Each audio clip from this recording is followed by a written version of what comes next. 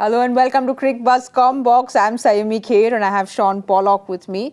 For all that we said about MI's bowling, they've done really well. 76 for 4 in at the 10-over point. Yeah, they have. I think the two left-handers were key. They really tucked up the opening batters. Harry Brook and Mayank battled to come up with a kind of game plan where they felt like they could express a bit of pressure on the opposition. So they didn't really go anywhere, and unfortunately for them as well, they've lost the wicket. So it's been a good job by Mumbai. I think they'll be really happy with the way it's gone. Charles just bowled the 2 overs, so he's still got 2 up his sleeve.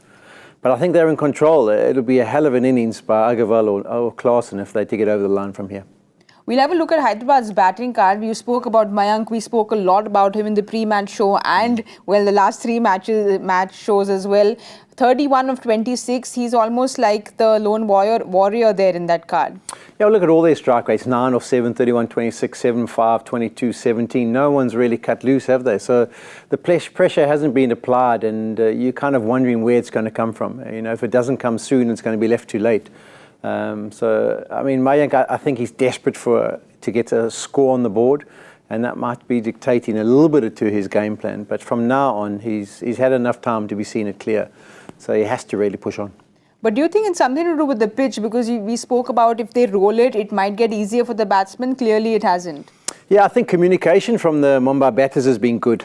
They've had a word with their bowlers, and you've seen a lot of straight deliveries. They haven't gone to the channel or try to bring slips into place. It's been very much back of a length, trying to hit the top of the stumps. They've got tall bowlers. Berendorf's tall, Green's tall, even Arjun's tall. He's getting the ball to stand up. So I think that's been the challenge. And any time they've tried to take over on those cross-bat shots, they haven't been able to really middle it as well as they would have liked.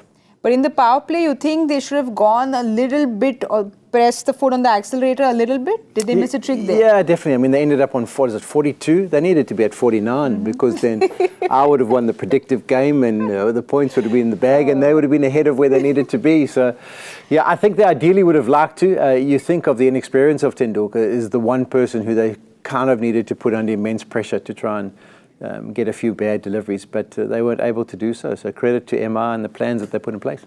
We'll have a look at MI's bowling card because Berendorf was very impressive. 3 overs, 18, and he got those 2 wickets. So Berendorf was very impressive. Ritik Shaukin came in. We expected a lot from him. First over was a little expensive. Piyush Chawla, of course, as always, has been very impressive. Riley Meredith was also impressive. And, well, so was Arjun Tendulkar. Yeah, I think the better option for me is Jason Berendorf. You know, as a South African, Dwan Jansen is a South African, but he hasn't played much provincial cricket, no international cricket. Berendorf's at least got that experience, so it does look like a better option to me. I was surprised they went with Jansen in the last game, and now that they've gone to Berendorf, it kind of makes the decision even more crystal clear. Stick with him and let him be your left arm option. So where do you think this game is going? Do you think it's a 70-30 MI? Yeah, I think even maybe more. We'll give them 75-25 in their favour.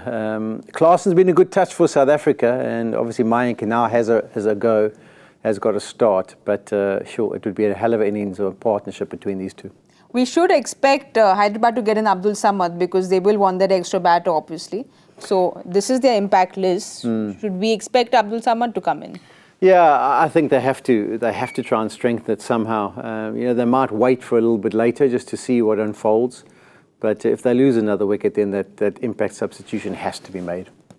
All right, we'll wait and watch if it is a 75-25 or Mayank comes to the party and surprises us all. That's all for now. We'll join you at the post-match show. Goodbye.